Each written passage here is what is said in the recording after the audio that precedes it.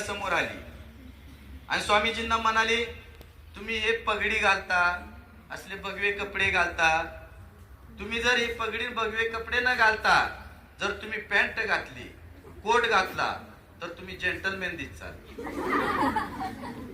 तुम्ही हा पोशाख परिधान करा. त्यावेळेस स्वामी विवेकानंद म्हटले की मी पॅन्ट जरी घातली आणि कोट जरी घातला तर जेंटलमॅन होतो असं नाही. मी आहे त्या कपड्यामध्ये सुद्धा जेंटलमॅनच आहे. का तर माझे विचार हे त्याच्यापेक्षा मोठे आहेत, माझं चारित्र्य हे त्याच्यापेक्षाही मोठे आहे. पोशाख घालणे म्हणजे एक ड्रेस कोड झाला. जैसा देश वैसा भेस.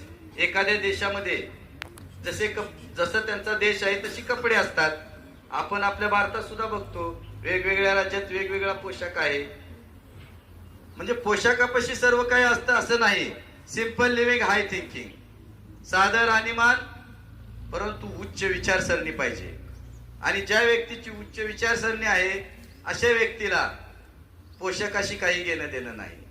त्यामुळे पोशाख हे फार महत्वाचा विषय आहे असे नाही, परंतु आपली वैचारिक पातळी हे फार महत्वाचे आहे.